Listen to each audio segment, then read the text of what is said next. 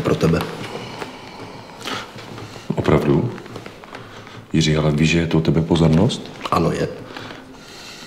Překvapení? Dalo by se to tak říct.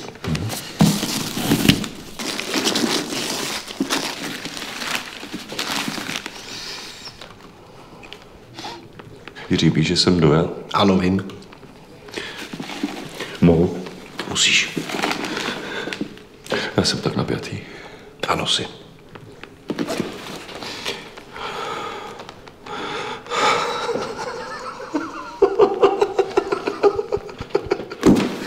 Tak to jsi nemusel. Taková malá pozornost.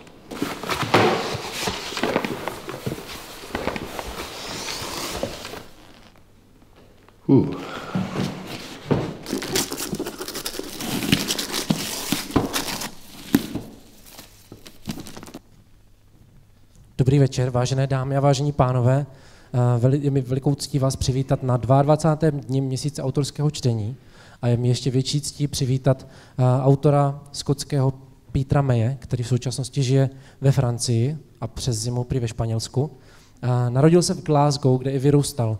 V rámci své kariéry žurnalistické a v kariéře u televize pracoval na různých místech po Velké Británii, například na vnějších Hebridech, na ostrovech na severu Skotska, kde se seznámil se svou ženou Janice a ty ostrovy ho inspirovaly k tomu napsání těch románů, které možná znáte v českém překladu. Českému publiku mohou být známé jeho romány právě ty, co jsem zmiňoval, tu trilogii ostrova Lewis, Skála a muž z ostrova Lewis, které vydalo brněnské nakladatelství Host. V roce 1997 začal psát sérii čínských thrillerů, které u nás budou vycházet také, ale až od jara příštího roku. Další série jsou například Enzo Files, které jsou zasazené ve Francii, mají také detektivní zápletku, ale jsou trochu odlehčenější oproti jeho poměrně ponurým dílům.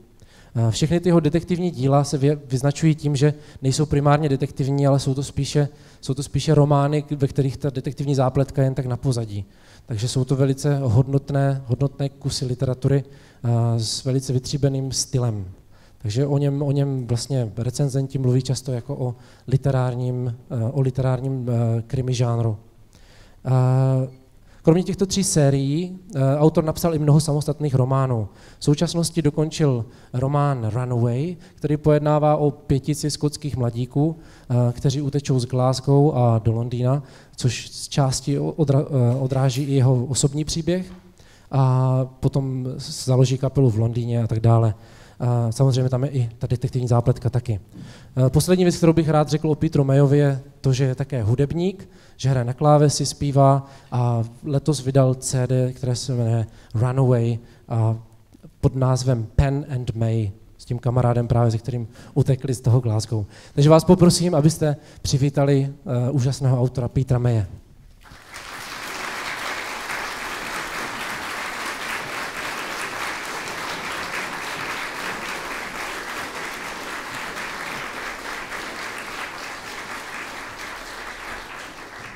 Ahoy.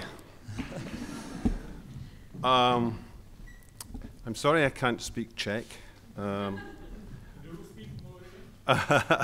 I learned about 4 words of Czech on a drive from Prague to Brno yesterday evening during a thunderstorm. So I'm trying to remember them. Během té včerejší bouře, když jsem jel z Prahy, jsem se naučil zhruba 4 česká slova, tak si je teďka zhruba procvičuju a snažím si je zapamatovat.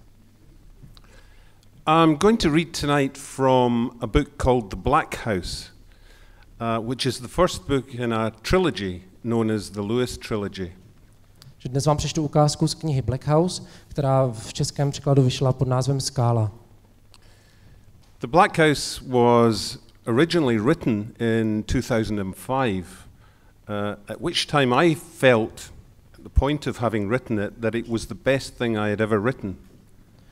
Původně jsem dopsal tento román v roce 2005 a tehdy jsem si myslel, že to je nejlepší věc, kterou jsem kdy napsal. But it was rejected by every publisher in Britain. Ale všechna nakladatelství ve Velké Británii toto dílo odmítla vydat. And so I was devastated, and I didn't know what to do. So ultimately, because nobody wanted to publish it, I put it in a drawer and started to write other things. A mě to tak zdrtilo, že jsem nevěděl vůbec, co mám dělat, tak jsem tu knihu odložil do šuplíku a začal jsem se věnovat psaní jiných věcí.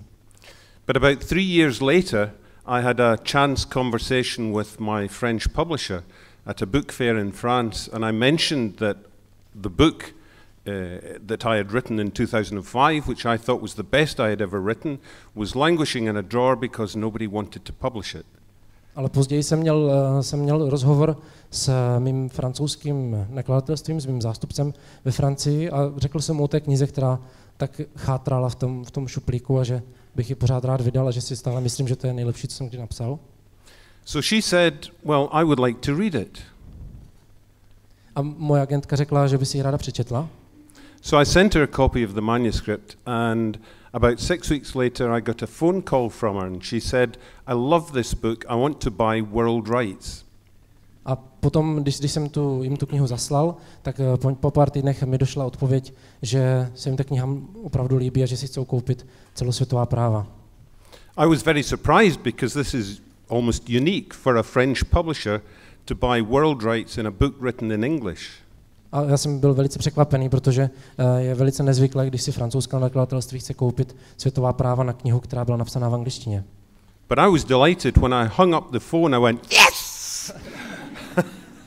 A měl jsem ale obrovskou radost, když jsem zavěsil telefon a mohl jsem začít jásat. I was just pleased that the book was being published, even though it was going to be published first in French. Takže jsem měl radost, že ta kniha půjde do tisku, přestože prvně bude ve francouzštině. And the book was translated into French. It was published in France, and it became a big bestseller there. And my French publisher took the book to the big international book fair at Frankfurt, and virtually every country around Europe bought it. A ta kniha vyšla v překladu francouzském a stal se z ní bestseller ve Francii a můj nakladatel ji vzal na festival v Německu, kde si v podstatě úplně všechny ostatní národy okamžitě skoupili a chtěli vydat také. And finally it was bought by the English. A nakonec si zakoupilo i britské nakladatelství. I say English because as a Scotsman I like to blame everything on the English. A říkám anglické a zdůrazňuji anglické, protože jako Skot rád svaluji vinu za všechno na Angličany. But really it had been rejected by every British publisher, so I can't really do that. And ultimately it was picked up by a terrific publisher in London who went on to publish not only that first book, The Black House, but a subsequent 2 books that made up the trilogy. A nakonec to dopadlo tak, že se této knihy ujalo vynikající nakladatelství v Londýně, které se ujalo i dalších 2 dílů, které později vydalo. And the trilogy has gone on to be such a success in the UK alone, it has sold more than 1 million copies. A z té trilogie se stal takový trhák v Anglii, že se ho prodalo více než 1 milion kusů. It has been published in more than 20 countries and is now just being launched in the United States. So for any budding writers out there who've had their work rejected, here is a great lesson in perseverance because publishers don't always get it right. A tato kniha byla vydána ve více než 20 zemích a nyní se připravuje na vydání ve Spojených státech. A já bych řekl, že z toho možná vyplývá, že ta nakladatelství nemají vždycky pravdu a autoři by měli vytrvat a měli by být důrazní ve svých požadavcích. So I'm going to read from The Black House. I'm going to read from chapter 2. The book takes place in 2 time frames. Přečtu vám ukázku 2. kapitoly z knihy Skála. A děj této knihy se odehrává ve 2 časových rovinách. The current time frame is contemporary, and it's a crime story. It's about a detective trying to resolve a murder. Současný časový rámec ten se týká právě té vraždy a detektiva, který se ji snaží vyřešit. But the larger part of the story is this detective remembering his past life. A větší část tohoto románu tvoří vzpomínky a vzpomínání detektiva, který si snaží vybavit své dětství a svou minulost na tomto ostrově. This detective is a native of the island of Lewis in the Outer Hebrides of Scotland, which is about as far north and west as you can get in Europe. A tento detektiv pochází z ostrova Lewis, což je jeden z ostrovů ve vnějších Hebridech, což je úplně nejvíc na sever Skotska, co si dokážete představit. And he is now a detective chief inspector in the Edinburgh police in the mainland of Scotland, and he has been sent back to the Isle of Lewis to investigate a crime. Now, he hasn't been back there for 17 years, and so for him, it's not only an inquiry into a murder, it's a journey back into his life. Tento detektiv pracuje v Edinburghu na řekněme, pevnině ve Skotsku jako detektiv u policejního sboru a oni ho pošlou, aby vyšetřoval vraždu právě na ten ostrov, na kterém se narodil. Takže pro něj to není jen výprava za odhalováním vraždy, ale je to i výprava do jeho minulosti. So I'm going to read chapter 2, which is the first part of the book where he remembers his childhood, and it's all of his recollections are written in the first person. A proto vám přečtu druhou kapitolu knihy, která je první z jeho vzpomínek a je psaná v první osobě. I've heard people who were born in the 50s describe their childhood in shades of brown, a sepia world. I grew up in the 60s and 70s, and my childhood was purple. We lived in what was known as a White House, about half a mile outside the village of Crobost. It was part of the community they called Ness, on the extreme northern tip of the Isle of Lewis, the most northerly island in the archipelago of the Outer Hebrides of Scotland. The white houses were built in the 20s of stone and lime or concrete block, and roofed with slate or corrugated iron or tarred felt. They were built to replace the old black houses. The black houses had dry stone walls with thatched roofs and gave shelter to both man and beast. A peat fire burned day and night in the centre of the stone floor of the main room. It was called the fire room. There were no chimneys, and the smoke was supposed to escape through a hole in the roof. Of course, it wasn't very efficient, and the houses were always full of the stuff. It was little wonder that life expectancy was short. The remains of the black house where my paternal grandparents lived stood in our garden, a stone's throw from the house. It had no roof, and its walls had mostly fallen down, but it was a great place to play hide and seek. My father was a practical man with a shock of thick black hair and sharp blue eyes.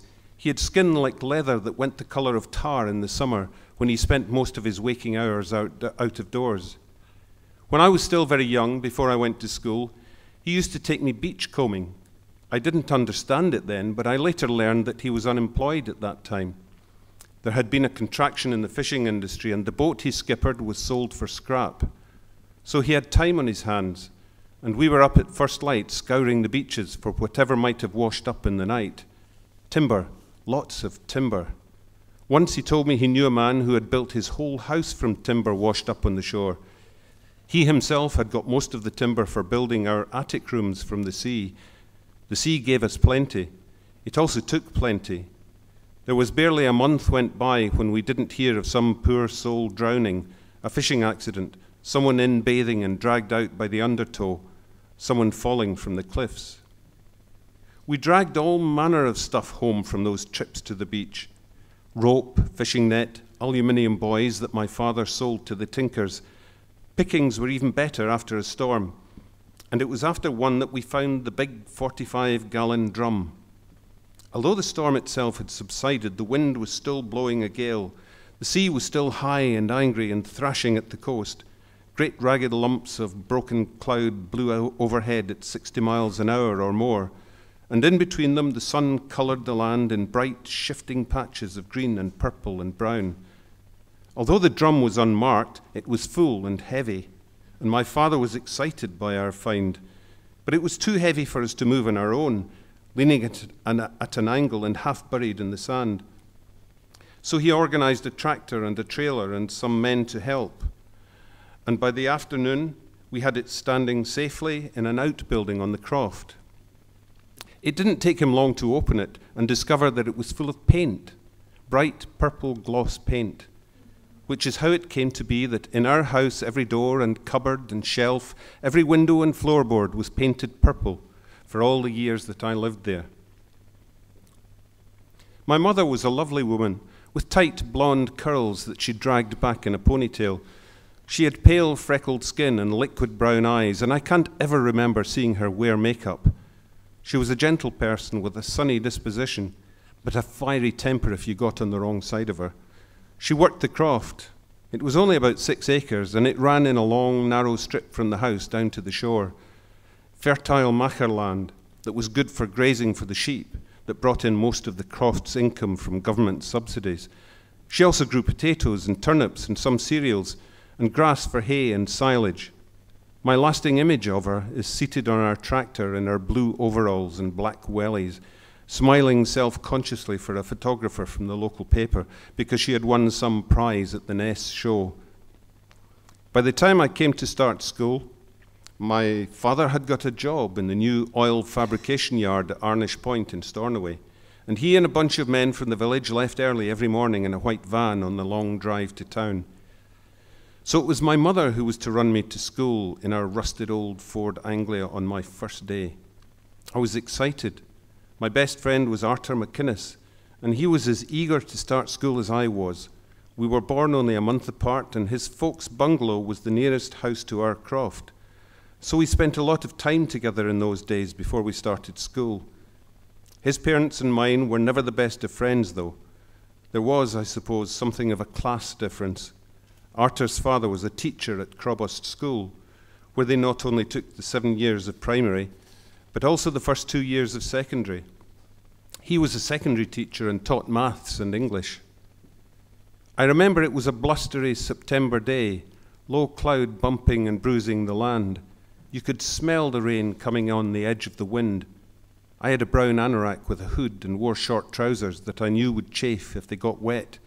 My black wellies clopped against my calves, and I swung my stiff new canvas school bag over my shoulder, sandshoes and a packed lunch inside. I was keen to be off. My mother was backing the Anglia out of the wooden shed that served as a garage when a horn sounded over the noise of the wind. I turned to see Arthur and his dad pulling up in their bright orange Hillman Avenger. It was second-hand, but it looked almost new and put our old Anglia to shame. Mr. McInnes left the engine running and got out of the car and crossed to speak to my mother. After a moment, he came and put a hand on my shoulder and said I was to get a lift to the school with him and Arthur. It wasn't until the car was drawing away and I turned to see my mother standing waving that I realized I hadn't said goodbye. I know now how it feels on the day your child goes to school for the first time. There is an odd sense of loss, of irrevocable change. And looking back, I know that's what my mother felt. It was there in her face, along with the regret that she had somehow missed the moment. Crobost School sat in a hollow below the village, facing north towards the port of Ness, in the shadow of the church that dominated the village skyline on the hill above. The school was surrounded by open grazing, and in the distance you could just see the tower of the lighthouse at the butt. On some days, you could see all the way across the Minch to the mainland, the faintest outline of the mountains visible on the distant horizon. They always said if you could see the mainland, the weather was going to turn bad, and they were always right. There were 103 kids in Crobost Primary and 88 in the secondary. Another 11 fresh-faced kids started school with me that day, and we sat in class at 2 rows of 6 desks, one behind the other. Our teacher was Mrs. Mackay, a thin, grey-haired lady who was probably a lot younger than she seemed. I thought she was ancient. She was a gentle lady, really, Mrs. Mackay, but strict, and she had a caustic tongue on her at times. The first thing she asked the class was if anybody couldn't speak English. Of course, I had heard English spoken, but at home we had only ever used the Gaelic, and my father wouldn't have a television in the house, so I had no idea what she'd said. Arthur put up his hand, a knowing smirk on his face. I heard my name, and all eyes in the class turned towards me. It didn't take a genius to work out what Arthur had told him. I felt my face going red. Well, Fionla, Mrs. Mackay said in Gaelic, it seems your parents didn't have the good sense to teach you English before you came to school. My immediate reaction was anger at my mother and father. Why couldn't I speak English? Didn't they know how humiliating this was? You should know that we only speak English in this class. Not that there's anything wrong with the Gaelic, but that's just how it is. And we'll find out soon enough how quick a learner you are. I couldn't raise my eyes from the desk. We'll start by giving you your English name. Do you know what that is? With something like defiance, I raised my head. Finlay. I knew that because it's what Arthur's parents called me. Good. And since the first thing I'm going to do today is take the register, you can tell me what your second name is. MacLeod. I used the Gaelic pronunciation, which to an English ear sounds something like MacLeod. MacLeod, she corrected me. Finlay MacLeod. And then she switched to English and ran through the other names. MacDonald, McInnes, MacLean, McCritchie, Murray, Pickford.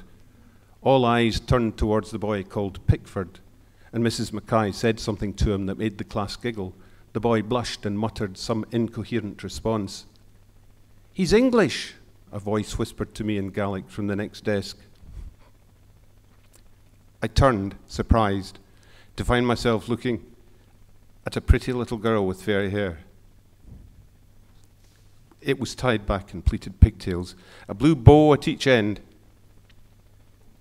He's the only one whose name doesn't begin with M, you see, so he must be English. Mrs. Mackay guessed that he's the son of the local lighthouse keeper, because they're always English. What are you two whispering about? Mrs. Mackay's voice was sharp, and her Gaelic words made even more intimate. Made her even more intimidating to me because I couldn't understand them. Please, Mrs. Mackay, Pigtails said, I'm just translating for Finlay. Oh, translating, is it? There was mock wonder in Mrs. Mackay's voice. That's a big word for a little girl. She paused to consult the register. I was going to reseat you alphabetically, but perhaps since you're such a linguist, Marjorie, you'd better continue sitting next to Finlay and translate for him. Marjorie smiled, pleased with herself, missing the teacher's tone. For my part, I was quite happy to be sitting next to a pretty girl with pigtails. I glanced across the class and saw Arthur glaring at me. I thought then it was because he had wanted us to sit together. I know now it was because he was jealous. I took him to task in the playground at break time. Why did you clipe on me about being able to speak the English? But he was blasé. They were going to find out anyway, weren't they? He slipped a small blue and silver inhaler from his pocket, shoved the nozzle in his mouth and sucked in a breath as he pressed down on the refill tube. I didn't think anything of it. He'd had a puffer ever since I'd known him. He was asthmatic, my folks had said, which didn't mean much to me then. I just knew that sometimes he found it difficult to breathe, and if he sucked on his puffer, he would be okay. A big red-haired boy snatched it from him. What's this? He held it up to the light as if he might be able to see through to its inner secrets. It was my first encounter with Murdo McCritchie. He was taller and heavier built than the other boys, and had a shock of distinctive carrot red hair. I found out later that they called him Murdo Ruag. Ruag is the Gaelic word for red, literally red Murdo. It was to distinguish him from his father, who was also Murdo McCritchie. He had black hair and was called Murdo Dhu. Everyone ended up with the nickname because so many of the given and surnames were the same. Murdo Ruag had a brother, Angus, a couple of years older than us. They called him Angel because he was the bully in his year, and Murdo Ruag seemed set to follow in his footsteps. Gimme it! Arthur tried to snatch back his puffer, but Murdo Ruag held it out of reach. Sturdy though Arthur was, he was no match for big Murdo, who tossed it to another boy, who threw it to another, who tossed it back to Murdo. Already Murdo Ruag, like all bullies, had drawn followers, like flies to the shit. Feeble-minded boys, but smart enough to avoid being victims. Come and get it then, Wheezy, Murdo Ruag was taunting him. And as Arthur grabbed for it, he threw it onto one of his flies, I could hear that distinctive rasping sound in Arthur's chest.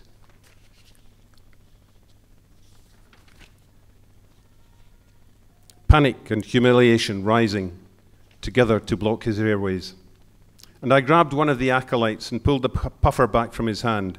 Here, I handed it back to my friend. Arthur sucked on it several times. I felt a hand on my collar, and an irresistible force propelled me up against the wall.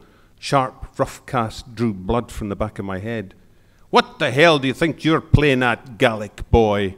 Murdo Ruag's face was 2 inches from mine, and I could smell his rotten breath. Can't speak English, can't speak nothing.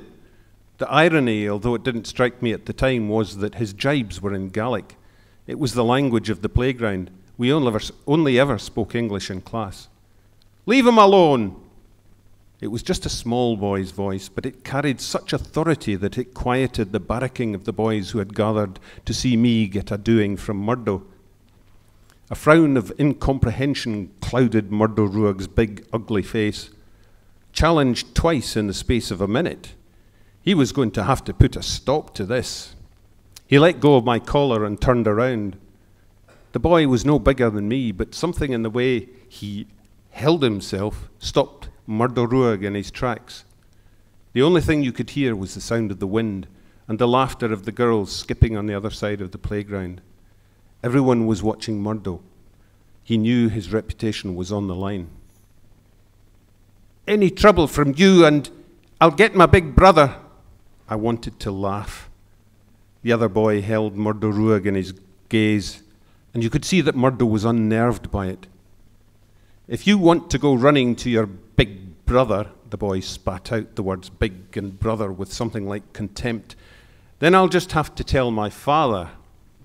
Murdo paled beneath that shock of wiry red hair. Well, just stay out of my way. It was a feeble comeback, and everybody knew it. He pushed away through the group and across the playground, his followers trotting after him, wondering if maybe they'd backed the wrong horse. Thanks, I said to the boy as the group dispersed. But he just shrugged like it was nothing. Can't stand fucking bullies. It was the first time I had ever heard anyone swear. He pushed his hands in his pockets and walked off towards the annex. Who is he? I asked Arthur. Don't you know? Arthur was amazed. I shook my head. That's Donald Murray. His tone was hushed and filled with awe. He's the minister's son. The bell rang then, and we all headed back to class. It was just chance, really, that I was passing the headmaster's door when he opened it and scanned the flood of pupils in the corridor for a likely candidate. You boy! He pointed a finger at me. I stopped in my tracks, and he thrust an envelope into my hand. I had no idea what he said, and just stood there with growing panic. He doesn't speak English, and Mrs. Mackay said I had to do the translating for him. Marjorie was hovering on my shoulder like a guardian angel. She gave me a winning smile as I turned to look at her. Oh, did she now? Translating, eh? The headmaster surveyed us with interest, raising one eyebrow in mock severity. He was a tall, bald man with half-moon glasses and always wore grey tweed suits a size too big for him. Then you'd better go with him, young lady. Yes, Mr. Macaulay. It was amazing how she seemed to know everybody's name. Come on, Finlay. She slipped her arm through mine and steered us back out to the playground. Where are we going? That note you're holding is an order for the Crobos stores to restock the tuck shop. The tuck shop? I had no idea what she was talking about. Don't you know anything, stupid? The tuck shop's where we buy sweets and crisps and lemonade and stuff in school, so we won't go traipsing up and down the road to the store and risk getting knocked down. Oh, I nodded and wondered how she knew all this. It wasn't until some time later that I discovered she had a sister in primary 6. So it's only us that's to get knocked down, she giggled. Old Mr. Macaulay must have thought you looked like a sensible type. He got that wrong then. I remembered my confrontation with Murdo Ruag. She giggled again. The Crobos stores was an old stone barn about half a mile away at the end of the road. It stood on the corner by the main road. It had 2 small windows which never seemed to have anything in them, and a narrow doorway between them that opened into the shop. We could see it in the distance, next to a stone shed and a rust-red corrugated roof. The single-track road was long and straight, without pavements, and delineated by rotting wooden fence posts leaning at angles. The fence made a poor job of keeping the sheep off the road. The tall grasses along the ditch were burned brown and bowed by the wind, and the heather was all but dead. On the slope beyond, houses were strung along the main road like square beads on a string. No trees or bushes to soften their hard edges, just a jumble of fences and the rotting carcasses of dead cars and broken tractors. "So whereabouts in Crobos do you live?" I said to Marjorie. "I don't. I live on MLYNY farm. It's about 2 miles from Crobos," and she lowered her voice so that I could hardly hear it above the wind. "My mother's English." It was like a secret she was telling me. That's why I can speak English without a Gaelic accent. I shrugged, wondering why she was telling me this. I wouldn't know. She laughed. "Of course not." It was cold and starting to rain, and I pulled up my hood, stealing a glance at the girl with the pigtails. They were blowing out behind her in the wind, and she seemed to be enjoying the sting of it in her face. Her cheeks had turned bright red. "Marjorie," I raised my voice above the wind. "That's a nice name." "I hate it." She glowered at me. "It's my English name. But nobody calls me that. My real name's Marshallie." "Like Marjorie," she put the emphasis on the first syllable, with the S becoming a soft sh, as it always does in the Gaelic, after an R, a Nordic inheritance from the 200 years that the islands were ruled by the Vikings. Marshallie. I tried it out to see if it fitted my mouth, and I liked the sound of it fine. "That's even nicer." She flicked me a coy look, soft blue eyes meeting mine for a moment, then dancing away again. "So how do you like your English name?" "Finlay," she nodded. "I don't." "I'll call you Finn then. How's that?" "Finn." Again, I tried it out for size. It was short and to the point. "It's okay." "Good," Marshallie smiled. "Then that's what you'll be." And that's how it happened that Marshallie Morrison gave me the name that stuck with me for the rest of my life. In those days, for the first week, the new intake at the school only stayed until lunchtime. We'd had our lunch then and left. And although Arthur and I had been given a lift to school that first morning, we were expected to walk home again. It was only about a mile. Arthur was waiting for me at the gate. I had been held up because Mrs. Mackay had called me back to give me a note for my parents. I could see Marshallie up ahead on the road, walking on her own. We had got soaked on the walk back from the stores and had spent the rest of the morning sitting on a radiator together drying off. The rain had stopped for the moment. "Hurry up, I've been waiting for you." Arthur was impatient to get home. He wanted us to go searching for crabs on the rock pools below his house. "I'm going back by MLYNY farm," I told him. "It's a shortcut." "What?" He looked at me as if I was mad. "That'll take hours." "No, it won't. I can cut back by the Cross Skiggersta road."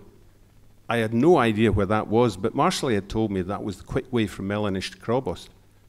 I didn't even wait for him to object, but took off at a sprint up the road after Marshallie. By the time I caught up with her, I was out of puff. She gave me a knowing smile. "I thought you would be walking home with Arthur." "I thought I'd walk up by MLYNY with you." I was dead casual. "It's a shortcut."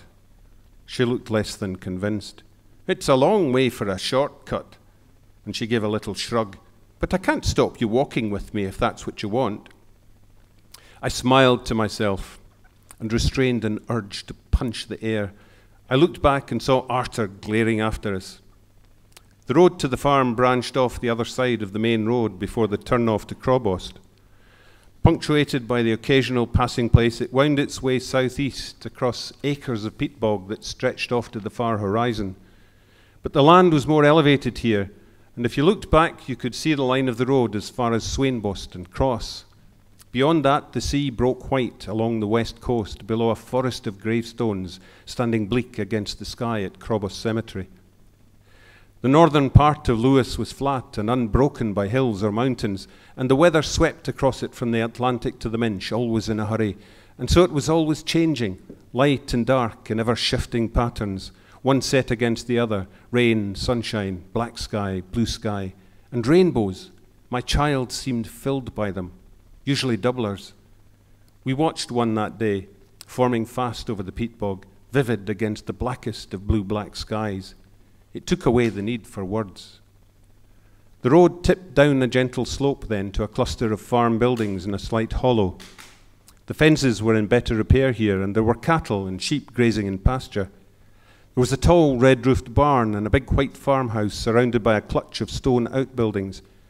We stopped at a white-painted gate at the opening to a dirt track that ran down to the house. "Do you want to come in for some lemonade?" Marshall asked. But I was sick with worry by this time. I had no real idea where I was or how to get home. And I knew I was going to be very late. I could feel my mother's anger already. "Better not." I looked at my watch, trying not to seem concerned. "I'm going to be a bit late." Marshall nodded. "That's what happens with shortcuts. They always make you late." She smiled brightly. "You can come and play on Saturday morning if you want." I pushed at a clump of turf with the toe of my welly and shrugged, playing it cool. "I'll think about it." "Please yourself then." And she turned and skipped off down the track towards the big farmhouse. I've never really been sure how I managed to find my way back home that first day, because after MLYNY, the road petered out to a stony track. I had been walking along it for some time with a growing sense of despair when I saw the top of a car flashing past along the near horizon. I ran up the slope and found myself on what must have been the Cross Skiggerster Road that Marsley had talked about. Looking both ways along it, the road seemed to disappear into the peat bog. I didn't know which way to turn. I was scared and close to tears. Some guiding hand must have prompted me to go left, because if I had turned right, I would never have got home. Even so, it was more than 20 minutes before I came to a turn-off where a crooked black and white signpost pointed uncertainly towards Crobost. I was running now, the tears burning my cheeks, the rims of my wellies rubbing my calves raw. I smelt the sea and heard it before I saw it, and then as I came over the rise, there was the familiar silhouette of the Crobost Free Church, looming over the disparate collection of houses and crofts that huddled around it on the cliff road. As I reached our house, my mother was pulling up outside it in the Ford Anglia. Arthur was in the back seat. She jumped out of the car and grabbed me as if I might blow away in the wind, but her relief turned quickly to anger. "For God's sake, Fionlach, where have you been? I've been up and down that road to the school twice looking for you. I'm just about demented." She brushed away tears from my face as I tried to stop more of them leaking from my eyes. Arthur had got out of the car and was standing watching with interest. My mother glanced at him. "Arthur came looking for you after school and didn't know where you were." I gave him such a look and made a mental note that where girls were concerned, he was not to be trusted. I said, "I walked the girl from MLYNY farm home. I didn't know it would take so long." My mother was aghast. "MLYNY? Fionlach, what were you thinking? Don't you ever do that again." "But Marshall wants me to go and play there on Saturday morning." "Well, I forbid it." My mother had turned steely. "It's far too far, and neither your father nor me have the time to run you there and back. Do you understand?" I nodded, trying not to cry, and she suddenly took pity on me, giving me the warmest of hugs, soft lips brushing my burning cheeks. That was when I remembered the note that Mrs. Mackay had given me. I fumbled for it in my pocket and held it out. "What's this?" "A note from the teacher." My mother frowned and took it and ripped it open. I watched her face flush, and she folded it quickly and stuffed it in the pocket of her overalls. I never knew what that note said, but from that day on, we only ever spoke English in our house. Arthur and I walked to school the next morning. Arthur's dad had to go to Stornoway for some education meeting, and my mother was having a problem with one of her ewes. We walked most of the way in silence, battered by the wind, and in turn warmed by brief scraps of sunshine. The sea was throwing white tops over the sand on the beach below. We were nearly at the bottom of the hill when I said, "Why did you pretend to my mother you didn't know I'd gone to MLYNY?" Arthur puffed up his indignation. "I'm older than you. I'd have got the blame for letting you go." "Older? 4 weeks." Arthur cocked his head and shook it with great solemnity, like the old men who stood around the Crobost stores on a Saturday morning. That's a lot. I was less than convinced. Well, I told my mother I was going to your house to play after school, so you'd better back me up. He looked at me, surprised. You mean you're not? I shook my head. Where are you going then? I'm going to walk Marcelly home. And I gave him a look that defied him to object. We walked in more silence until we reached the main road. I don't know what you want to go walking girls home for. Arthur was not pleased. It's sissy. I said nothing. We crossed the main road and onto the single track that ran down to the school. There were other kids now converging from all directions and walking in groups of 2 and 3 towards the little clutch of school buildings in the distance. And suddenly Arthur said, "Okay then." "Okay, what?" "If she asks, I'll tell your mum you were playing at ours." I stole a glance at him, but he was avoiding my eye. "Thanks.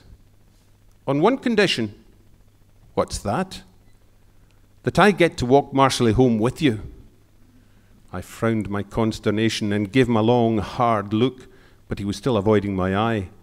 Why, I wondered, would he want to walk Marcelly home if it was so sissy? Of course, all these years later, I know why. But I had no idea then that our conversation that morning marked the beginning of a competition between us for Marcelly's affections that would last through all our school days and beyond. Thank you.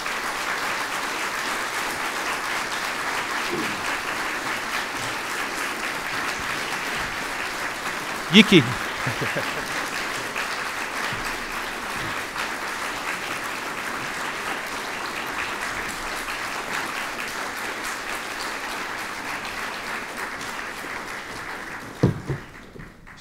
Velmi děkujeme za čtení Petru Mayovi a teď je prostor pro diskusi.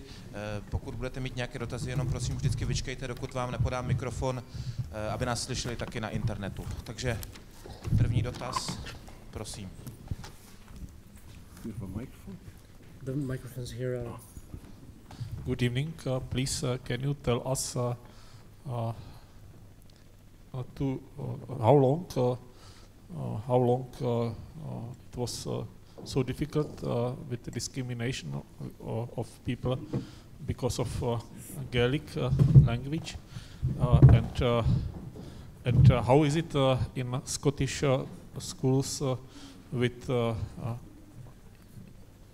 English from England, with Scottish English, Scots and Gaelic now. Thanks.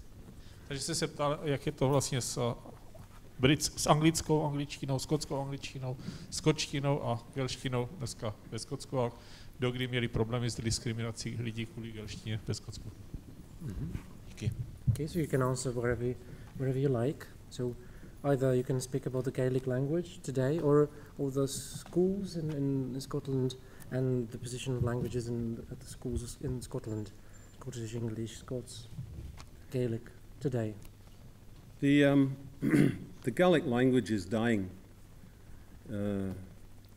More than 20 years ago now, 25 years ago in fact, the British government gave an annual amount of money, £10 million, to produce television in the Gaelic language, which would be broadcast at prime time in Scotland. And the idea was that it would save the language, because at that point, only 2% of the population of Scotland spoke Gaelic, and that was 60,000 people. And so it was clearly in danger of extinction. And do you want to stop and translate? Maybe, yeah, we can preserve more. Yeah. Gaelic je jazyk, který umírá. Zhruba před 25 lety britská vláda se rozhodla věnovat 10 milionů liber ročně, aby podpořila vysílání ve Skotsku také v Gaelic. A v té době mluvilo tímto jazykem pouze 2% obyvatel Skotska, což bylo 60 000 lidí. Takže v té době bylo jasné, že to nebezpečí vyhnutí toho jazyka bylo veliké.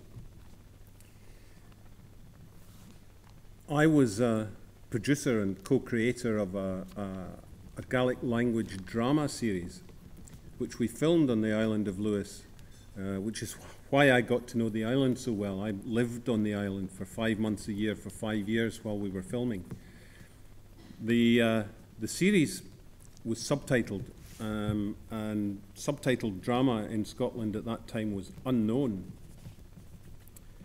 And we were very fortunate because the audience received the program very warmly, and in fact it achieved a 33% audience share, which was fantastic, and it got into the top 10 of the most watched programs in Scotland.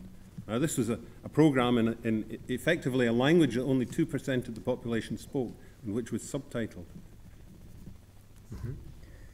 Byl jsem producentem i spolutvůrcem takového seriálu pro televizi, televizního dramatu, který se odehrával právě na těchto ostrovech, kde žijí lidé, kteří mluví gaelic. Žil jsem tam 5 měsíců každý rok po dobu 5 let. A zcela šlo o tenkrát nevídanou věc, protože se vysílalo něco v jazyce z titulky pro celé Skotsko. A takové drama v té době nebylo vůbec obvyklé. Také bylo úžasné, že ty věci byly dobře přijaty a dosáhly až 33% sledovanosti. A dokonce v jistém hodnocení došly až do top 10 ve Skotsku. But television wasn't the only way that they tried to save the language. They started to set up Gaelic medium schools so that subjects like maths and English and geography and history were taught to pupils through the medium of the Gaelic language rather than English language. And many of these schools were set up in the Gaeltacht, what's called the Gaeltacht, which is the Gaelic-speaking western area of Scotland, and also in other parts of the mainland. But sadly, 25 years later, the number of Gaelic speakers has continued to decline, and now there are fewer than 50,000. Samozřejmě se nepokoušela ta vláda to zachránit jenom skrze televizi, ale i třeba zakládáním středních škol, ve kterých se vyučovaly předměty v Gaelic, například v oblasti, které se říká Gaeltoch, což je západní oblast Skotska, ale i v dalších částech Skotska. Bohužel dnes po 25 letech došlo k tomu, že ten počet těch lidí, kteří tímto jazykem mluví, stále ubývá. Dnes jich je zhruba kolem 50 000. Děkuji, pardon. Mikrofon, jo? Chtěl bych se připojit otázkou, jaká bude naděje pro rozvoj tady tohoto jazyka nebo obdobných jazyků, které odumírají, když se Skotsko stane samostatným. Thank you. Děkujeme. So the question is, what's the hope for development of dying languages, of such dying languages, if Scottish people gain the independence? I think if there is independence in Scotland, there will probably be more resources put towards saving the language. I'm not sure whether in the end that will work or not, simply because when something like a language and a culture like Gaelic has started on such a steep decline, it's very hard to stop it. Young people aren't interested in speaking Gaelic now because it's not a modern language. It's not the language that they see on television. It's not the language of pop culture, of computer games. And so it tends to be people who have a very keen and specific interest in Gaelic who are interested in going on and learning it. And so sadly, I think however much money is thrown at it, it will continue to decline and eventually die. Myslím si, že skotská nezávislost přinese více zdrojů pro záchranu jazyků, záchranu umírajících jazyků, jako je Gaelic, ale nejsem si vůbec jistý, jestli to bude fungovat, protože ta jejich kultura, ten jazyk již jako v dávné době nastoupila prudký pokles a v dnešní době ti mladí se nezajímají o ten jazyk, protože ten jazyk není jazyk, který by se užíval v populární kultuře, v televizi, v počítačových hrách. Takže lidé, kteří mají zájem o tento jazyk, jsou lidé, kteří o něho mají speciální zájem, lidé, kteří jsou starší a kteří se jim zabývají. Myslím si, že to je smutné, ale Nehledě na to, kolik peněz do této záležitosti investujeme, myslím si, že tento jazyk zahyne. Děkujeme. I have another language question, but this time concerning French language. In this city, Milan Kundera was born, who moved also to France in '75, and Milan Kundera is writing only in French now. So I would like to ask you how good is your knowledge of French, and if you also write in French. Jenom jsem poznamenal, že se tady narodil Milan Kundera, který jako pan May žije ve Francii a teď už píše jenom francouzsky, tak jaká je jeho francouzština, jestli píše také ve francouzštině. Díky. Díky moc. Yes, I heard the story yesterday about this Czech writer who lives in France and writes in French and doesn't even want his work to be translated into Czech now, which seems strange to me.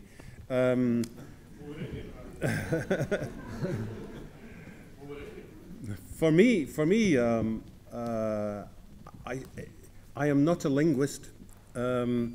I have worked very hard on my French because I have lived there for the last 12 years, and I have been published in France for the last 10 years. And my publisher said to me, "You will have to go and do promotion around France." And I said, "In French?" And she said, "Well, yes, of course." But I said, "My French is terrible." And she said, "Oh, don't worry, everyone will think you are cute."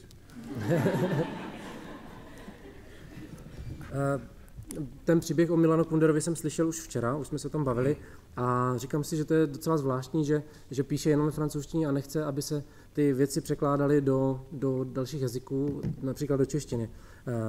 Co se týče mé francouzštiny, nejsem žádný lingvista, takže jsem musel na své francouzštině tvrdě pracovat. Ve Francii žiji posledních 12 let a posledních 10 let v této zemi i publikuji. A můj nakladatel mi řekl, že budu muset propagovat své dílo po celé zemi a řekl mi, že to budu muset dělat ve francouzštině.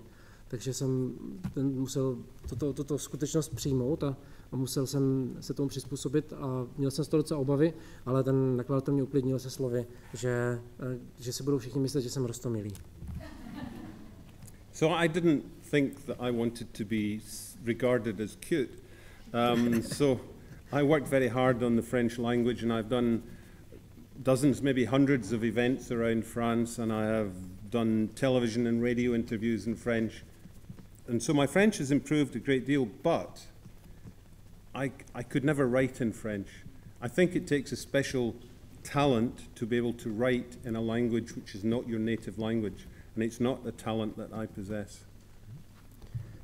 Takže jsem se rozhodl, že nechci být považován za roztomilého, zvlášť co se týče jazyka, tak jsem se opravdu snažil, opravdu jsem na sobě pracoval, abych byl schopen se domluvit. A projel jsem stovky různých událostí, měl jsem spoustu interview a rozhovorů v televizi i v rádiu.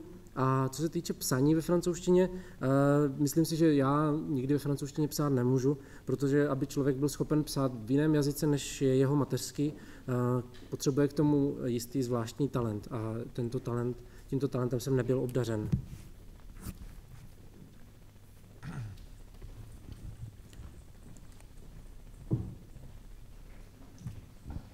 Dobrý večer. Dobrý den.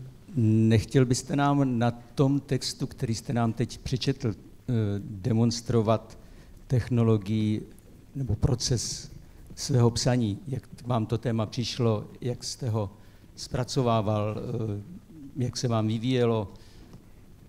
Jak vám to šlo?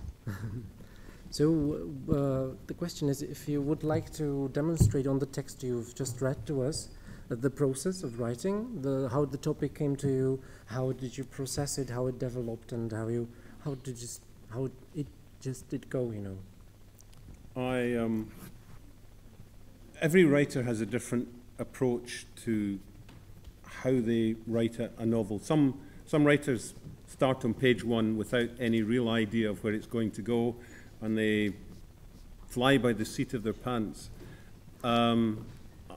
I spent 15 years working as a scriptwriter in television, and so I came from a very structured environment where scripts, when you're working with a team of people, are broken down into scenes, and sometimes the writer who writes these breakdowns doesn't even write the dialogue. It gets passed to somebody else to write the dialogue. So I brought that discipline with me to the writing of novels. So I take an idea from a seed, from a very small beginning. I develop it. I develop the idea, the characters. I research the subject. And then I write a very detailed synopsis. Very detailed. It's about 20 or 25,000 words long, maybe a quarter of the length of the finished book. And then I know I have my story, and I sit down to write. And I write very quickly. I write 3,000 words a day, and it's finished in 7 or 8 weeks. Každý autor, který píše romány, má k tomuto psaní zvláštní nebo rozdílný přístup. Někteří začnou psát na zelené louce, začnou psát na první straně a potom se to nějak vyvine a oni tak napíšou román a nemají s tím problém. Ale já jsem strávil 15 let u televize, kde jsme psali všichni disciplinovaně a museli jsme dodržovat jisté struktury, jisté osnovy. Takže ten scénář byl vždycky rozdělen do scén a někteří autoři dokonce nepsali dialogy, byli dokonce autoři, kteří měli na starost jenom osazování této osnovy z dialogy.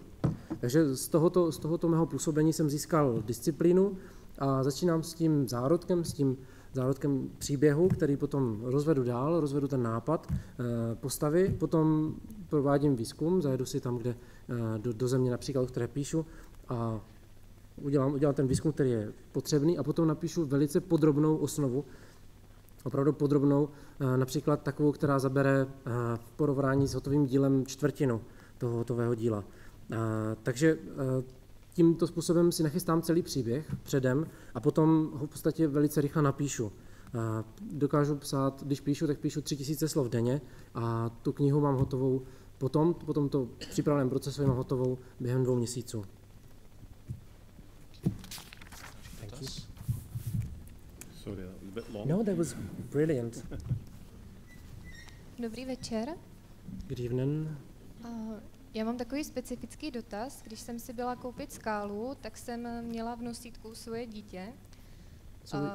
V nosítku, baby wearing. A když jsem odcházela po zaplacení, tak ty prodavačky si mezi sebou říkali, to už je dneska 12. Tak jsem se vrátila a ptala jsem se, co jsem 12. A oni říkali, no víte, to si kupují jenom ty ženský s těma nosítkama. A takže mě to potom velice vrtalo hlavou a googlila jsem si různé výzkumy, jaký je typický čtenář třeba Terryho Pratchetta, což je vysokoškolsky vzdělaná žena nad 30. A u vás jsem se, nebo tady o Petru Mayovi jsem se nedočetla žádný takový výzkum. A když se dívám tady všude kolem sebe, tak je evidentní, že to bude tak jako 50-50, ženy, muži, napříč věkovým spektrem. Kdo je váš typický čtenář? Píšete konkrétně pro někoho? Okay, so I'll summarize this a bit. So I'll speak in the first person. Yes. Which, okay. No, I won't. Yeah. No, I won't, yeah. She was about to buy the Black House, the Czech translation downstairs, and the lady that asked had a special contraption for babies that they wear in front of their bodies. Yes. So baby carrier. That's yes. tied to their body. Yeah. And they told her that she was the 12th that day that bought your book.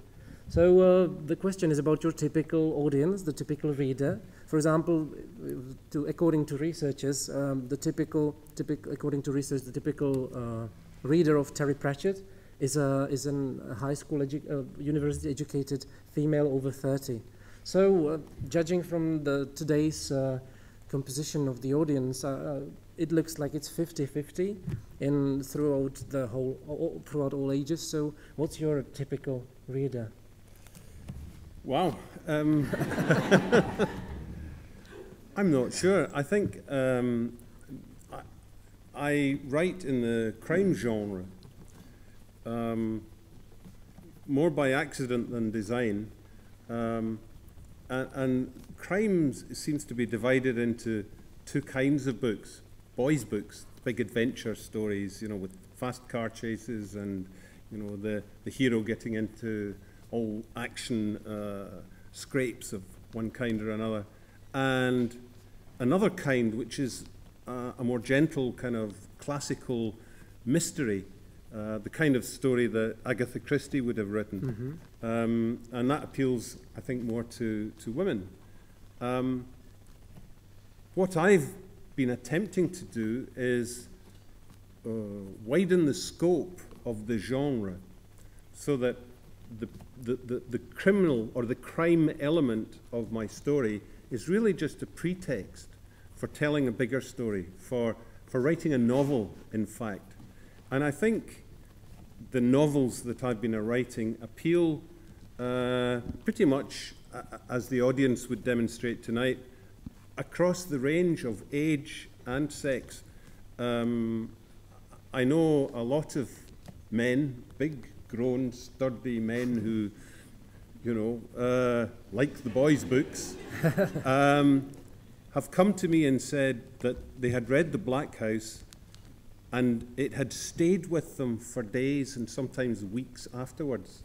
Because I think The Black House and other books in the trilogy deal with very human issues that everybody can identify with, male or female, young or old.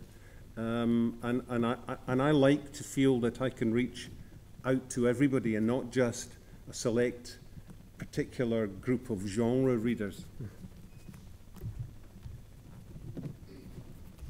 Nejsem si jistý, kdo je můj typický čtenář.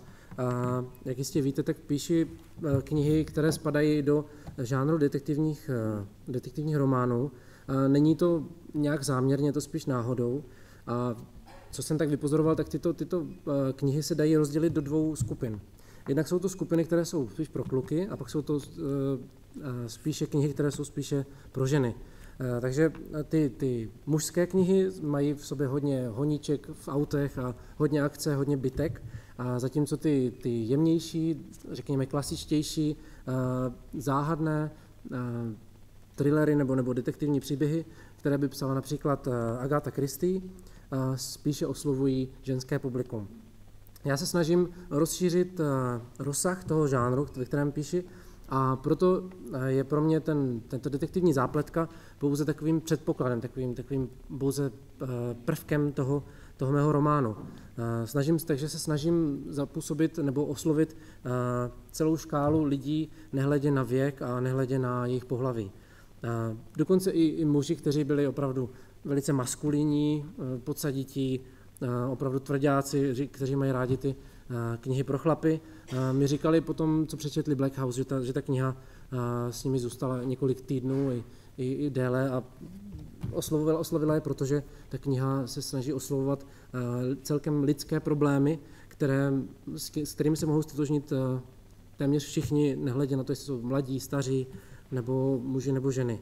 Takže se nesnažím zaujmout jenom čtenáře určitého žánru, ale snažím se zaujmout všechny. Děkujeme. Jsem chtěl jenom upozornit, že za chvíli bude začínat další čtení Martina Reinera, takže máme ještě 3 dotazy. Good evening. Thank you for very captivating reading as well as for your books. I would like to ask a question, actually two questions.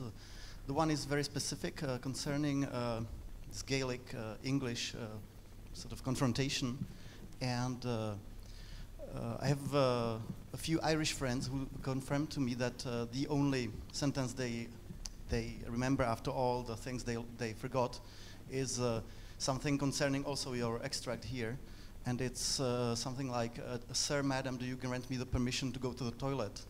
Which is kind of symptomatic of the usage nowadays of Gaelic. So I would like to ask if it's the same in Scotland, or if just kids today can remember anything more.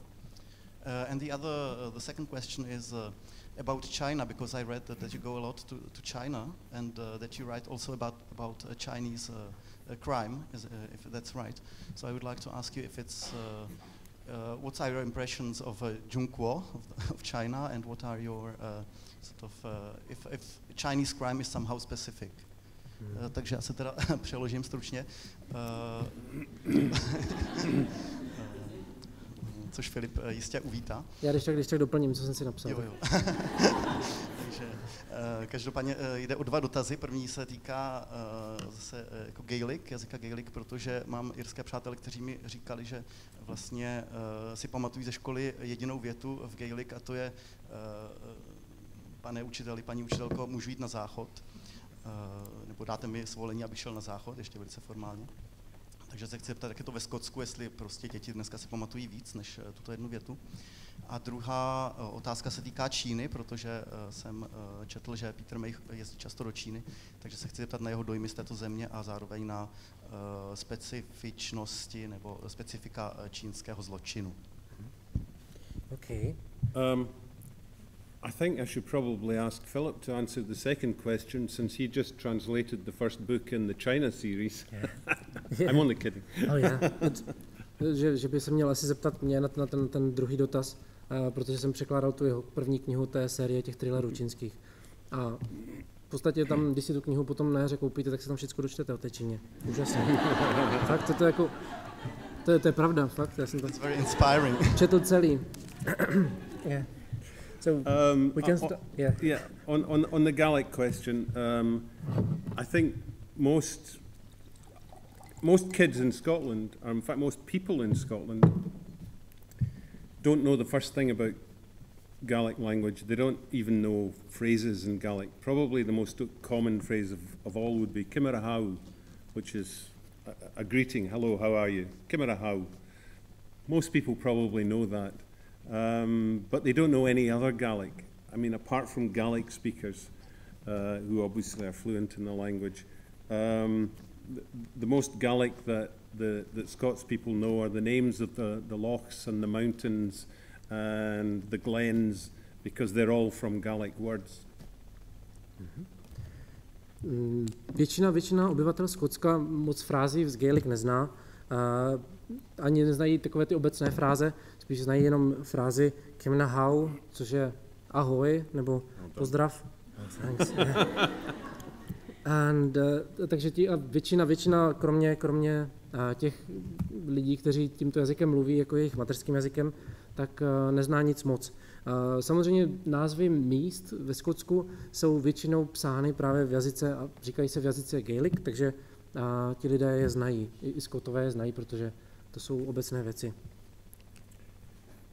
On the question of China, I wrote a series of 6 books, the China thrillers, which are set largely between Beijing and Shanghai, and they feature a Chinese detective called Li Yan and an American pathologist called Margaret Campbell. I spent many years going backwards and forwards to China, spending a lot of time in China to research these books. I was the first Western writer to get access, full access to the Chinese police, because I knew an American criminologist who had spent several years training the top 500 police officers in China in the latest Western policing techniques. And with an introduction from him, doors normally closed to foreigners in China were open to me. I'll let you translate that first. Napsal jsem 6 knih v této sérii čínských thrillerů a jejich děj se odehrává většinou mezi Pekingem a Šanghají. Hlavním postavami těchto thrillerů je čínský detektiv z Pekingu Li Yan a americká patoložka Margaret Campbellová. Mnoho let jsem prováděl výzkum, abych porozuměl Číně, abych mohl do ní umístit děj těchto románů, a vracel jsem se tam neustále a spoustu věcí jsem se dozvěděl, a byl jsem také prvním spisovatelem ze západu, kterému se podařilo získat plný přístup k policejním složkám a k budovám, ve kterých fungovali. A povedlo se mi to díky americkému policistovi, který v Číně vyučoval spoustu let jisté západní smýšlení, co se týkalo řešení zločinu. A s tímto úvodem vlastně jsem měl možnost otevřít určité dveře, které by běžným lidem byly, které by pro běžné lidi byly zavřené. I wrote this series a number of years ago now. I finished the last of those books in 2004, so I'm not entirely up to date now on the latest political situation in China. But the Chinese experience for me was extraordinary, eye-opening, it's an amazing country with an amazing people. And if you set politics aside and the regime that runs China and think only in terms of the people and the way they are, their humor, their generosity, you can only say that China is a wonderful country full of a fantastic race of people. That's been my experience, and it's been one of the most extraordinary experiences of my life going there. I'll tell you one little story from China, but I'll let you translate that first. Oh, you're very kind, thank you. Excellent. Tato série není úplně aktuální z dnešního pohledu, protože poslední z těchto románů jsem dopsal v roce 2003 a první začal autor psát v roce 1997. Takže co se týče dnešní politiky a dnešního stavu Číny, tak nemám tak aktuální informace. Ale ten zážitek pro mě z Číny byl naprosto úžasný, naprosto skvělý a v mnohém mi to otevřelo oči. A když si odmyslíte ten režim, když si odmyslíte politiku a zaměříte se jenom na lidi a budete přemýšlet jenom nad lidmi, nad jejich pohostinností, nad jejich štědrostí, nad tím, co to je za lidi, tak přijdete na to, že to je fantastický národ, neuvěřitelná zkušenost, kterou bych přirovnal k kterou bych nazval mou nejsilnější zkušeností, kterou jsem kdy měl. Já vám řeknu takový menší příběh. A teď je. On my first research trip to China, I was taken under the wing of a top police officer in Beijing, who was called Wu Herping. This is difficult for you, Mr. Wu. Wu, yeah. Mr. Wu. Mr. Wu held a banquet to welcome me to China. Mm-hmm. And it was in the Grand Imperial Restaurant just off Tiananmen Square. There's a huge banqueting room and a huge big round table seating 30 people. And I was the guest of honor sitting at his right hand. And he said to me, this was all through an interpreter, of course, he said to me, do you like Chinese food? And I said, yes, I love Chinese food. And he said, good, we will have my favorite plate. And I wondered what his favorite plate was. And it was brought to the table, and it was scorpions. Whole, deep-fried scorpions. They were about this size, completely black, and they were piled up on a plate. And the center of the table was wheeled round to me. Because I was the guest of honor, I had to try first. So I was very reluctant, but I took my chopsticks and I took one of the scorpions, I put it in my mouth and I crunched on it, and it was full of juice, bitter and horrible, and I grabbed my beer and I said, very nice. And he said, have another. I said, no. One is okay. And my wife was with me, and she was sitting right beside me, and she was looking with horror. But she felt because she wasn't the guest of honor, she could politely refuse. And the interpreter who was sitting next to my wife whispered to her, you are quite right, they are disgusting. Yeah. And that's in the book as well. Yes. Yeah. Když jsem podnikl můj první výlet při zkoumání Číny, tak jsem se dostal pod vedení velice vysoce postaveného čínského policisty, jehož jméno můžeme pro dnešní účely zkrátit na Wu, pan Wu, který k příležitosti mého příjezdu pořádal hostinu velikou hostinu v velice luxusní restauraci kousek od náměstí Nebeského klidu, kde sedělo zhruba 30 lidí kolem kulatého stolu a já jsem byl čestným hostem, takže jsem seděl po hostitelově pravici a můj hostitel se mě ptal, jestli mám rád čínské jídlo, já jsem řekl, že ho úplně zbožňuju a proto řekli, že mi dají jeho oblíbený tác jídlem, jeho oblíbené jídlo. A tímto jídlem byli štíři, kteří byli usmaženi ve fritéze a navršení na velkém tácu, na kterém nic jiného nebylo. Takže jako čestný host jsem měl tu úžasnou příležitost okusit jako první, takže jsem se tomu docela vyhýbal a zdráhal jsem se, ale nakonec jsem se odhodlal vzít do hůlek to ono smažené zvíře a zakousnout se do něj s křupnutím a vystříkla z něho taková hořká šťáva, která chutnala opravdu nechutně. A řekl jsem, že to je velice dobré a oni mi pokynuli, abych si dal dalšího a tak jsem se snažil z toho nějak vybruslit. A u této hostiny byla přítomna i moje žena, která seděla přímo vedle mě a sledovala s děsem v očích, co se děje a měla to štěstí, že ona mohla slušně odmítnout. A tlumočnice, která tam s námi seděla, jí pošeptala do ucha, že to je dobře, že to tak udělala, protože to je fakt nechutné. Thank you. To bude poslední dotaz, já s dovolením dám přednost dámě. Okay, so first thing is, when did you realize that you were good at writing, and with what did you start, or how did you start? And the second thing, I've heard that the trilogy is to be made into series or movies, so do you have any idea of which actors should play your main characters?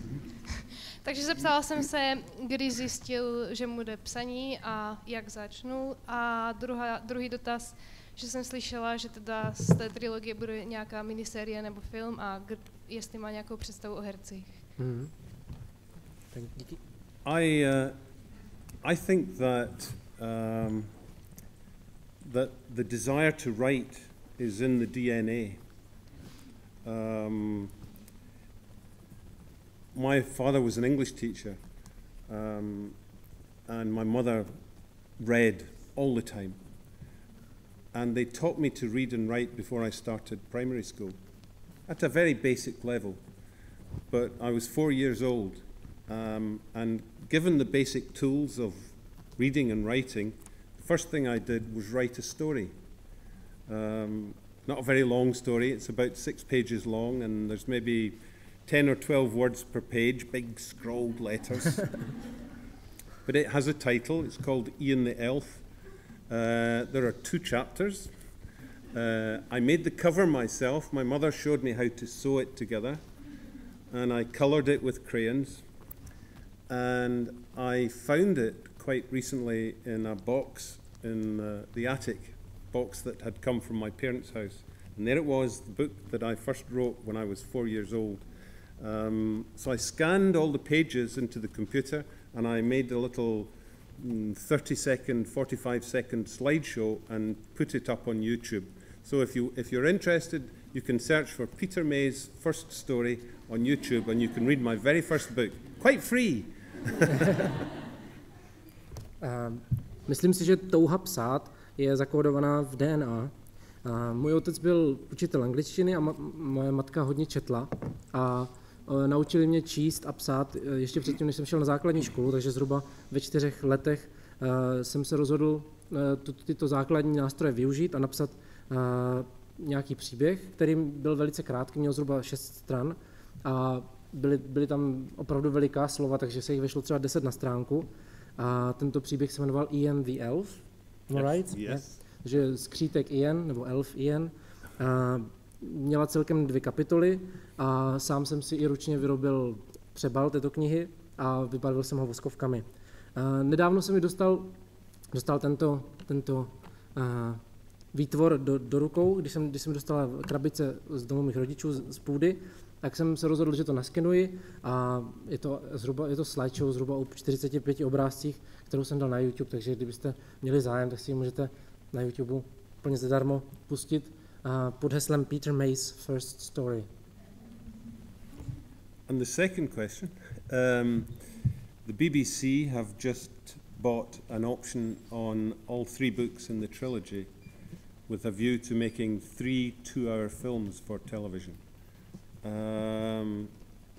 Casting, I don't know. What would you like? Well, what actors would you? It's very difficult to find an actor of Finn's age. The best known actor who would fit that is Ewan McGregor. Oh, he's all excited. But who knows? He's a big movie star, so maybe he wouldn't want to do television. We'll see. Okay.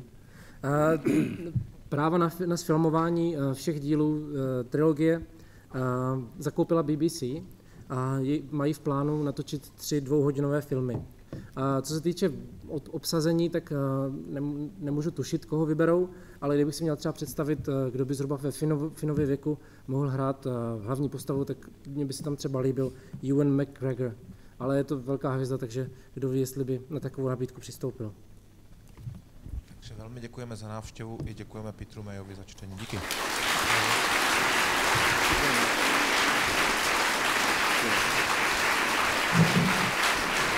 And now you'll... Yes. Thank you very much. Thank you. Here? Just anywhere? Jo, já vás...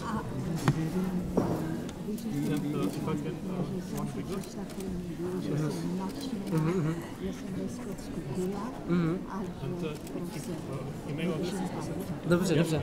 Another one? Peter, can I email? Email address. Can I briefly interrupt you? This lovely lady loved your first novel. She read it, and she used to live in Scotland for some time. Oh yes. And she's holding her thumbs for you, and she should like to have your autograph here. Okay, I'll just do that very quick. And what's your name? Jak se jmenujete? Ale to stačí. First name, jako první jméno možná. Draha. Draha. D-R-A-H-A. D-R... Draha. Yeah.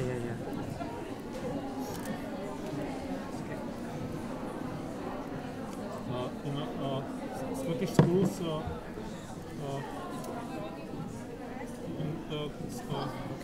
Thank you very much. Není vám napsal s přáním jako všeho nejlepšího. Není za co. Není za co. Co? Schools is English is primary. No. Scottish version of English. Yes. And this one is this one. Email address. Do you know a little about our Moravian nation? Sorry? Do you know something about our Moravian nation? Yes, I was hearing about it today, yes. Yes, thanks. Thank you very much. Hi, let me. It's a bit wet there. Sit down.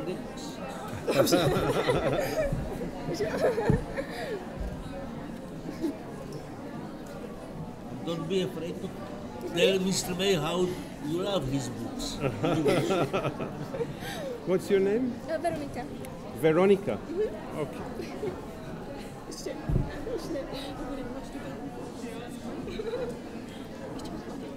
With a K? Veronika? Okay, yes.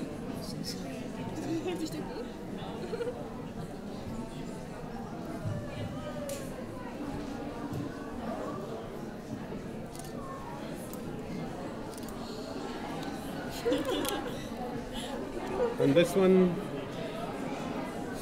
for, I just sign? Yeah.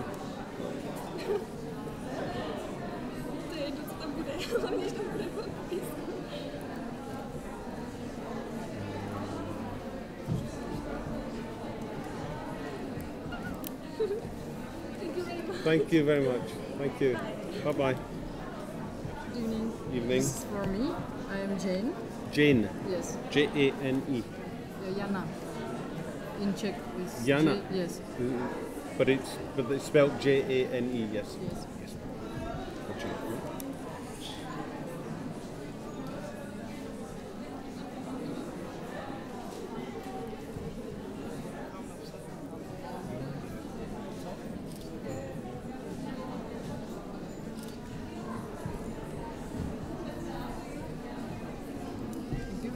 for my mother, and she called Mirka. Mirka. M-E-R-K-A. Yes.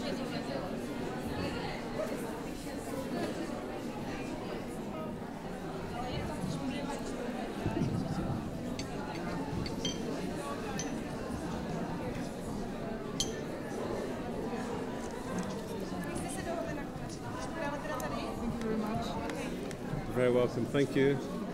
Thanks. Petr. Děkuji. For Petr. P, like my name. No, yes. No.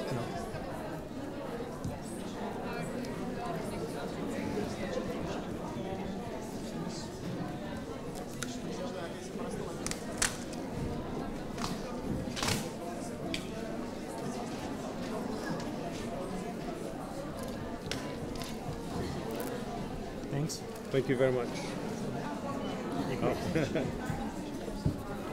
It's for Jiri. For Jiri. Mm-hmm.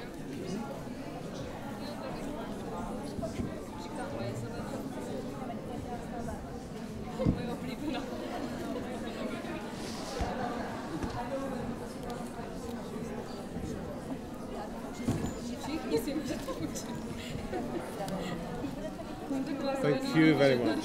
Thank you. I would like it for my daughter Marta. Marta and Tom. Marta her and Tom. boyfriend. Okay.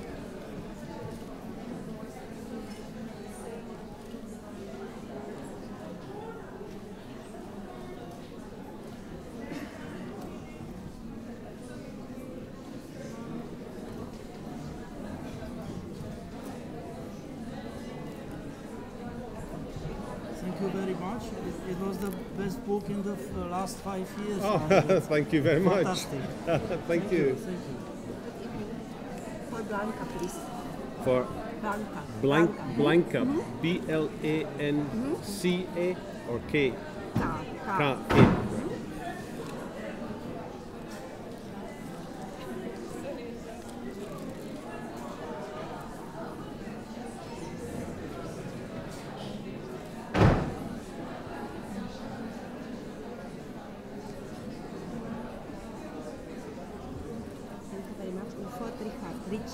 Richard.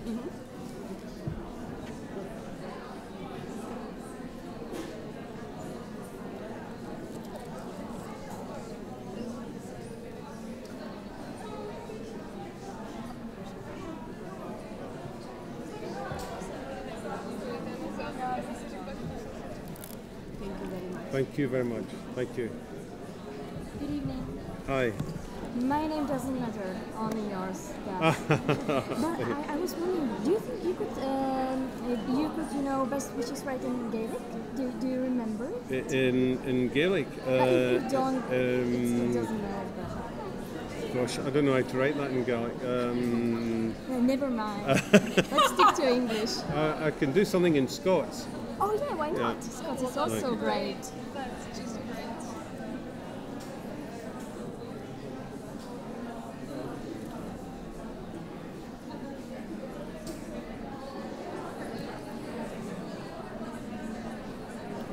There you go. Thank you very much. You'll need to get a translation for that. Yeah. Yes. Thank you. Thank you. Tina. T-I-N-A. Yeah. And I also would like something in Scotland. Okay.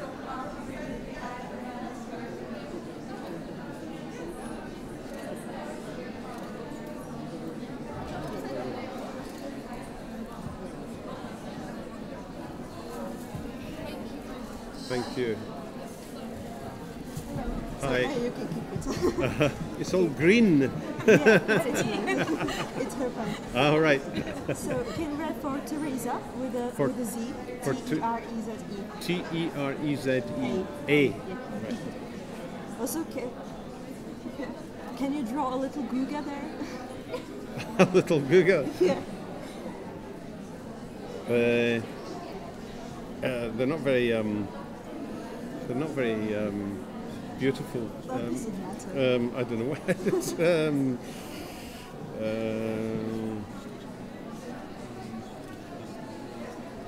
Looks more like a butterfly.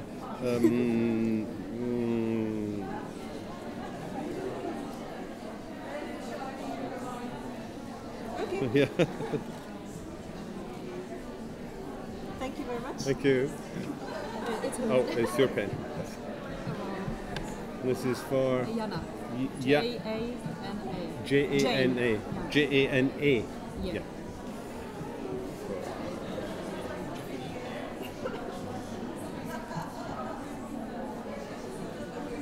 No gugas for you. Very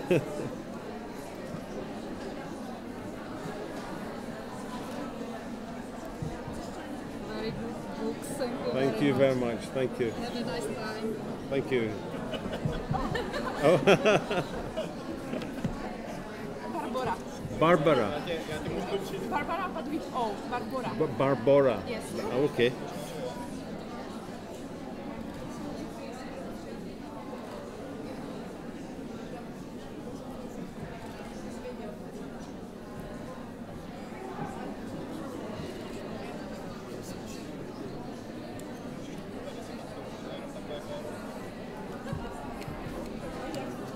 Thank you very much. Thank you. Lucia. L-U-C-I-E. L-U-C-I-E. Lucia.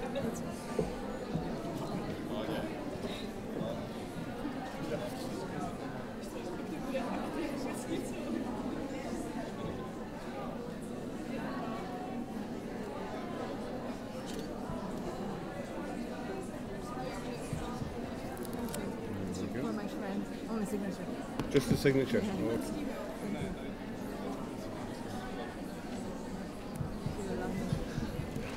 Thank you very much. Thank you. Bye-bye. Just a signature, please. Just signature. Green? You're happy with green? Yes?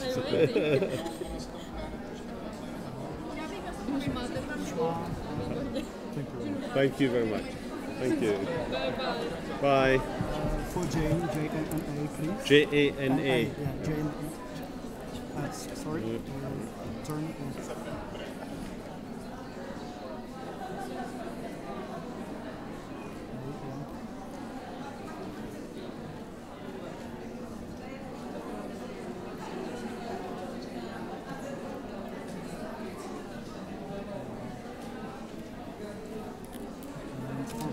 In Czech, P-A-V-E-L.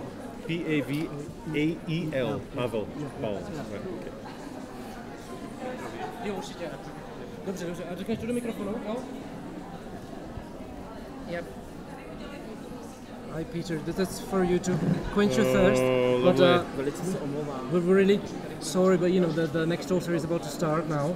So we can go downstairs. There's tables and everything downstairs. Okay. So everybody has to go down. Everybody has and to go downstairs. Yeah. Okay. Thank you very much. Yeah. Yeah. We have to do it downstairs because. Jste za stůl. Thank you. Já překládám pro vás. Thank you very much. Já jsem se znamenal s Martou Rotovou a s Aničkou Halferovou, jak komunikujeme, a s Janou Líškovou jsem se potkal jednou. Už není, aha, tak to jsou změny. Okay. Tak to jo. So. Jo. Oh, that way, yeah, we'll go that way. Jo, není za co vůbec.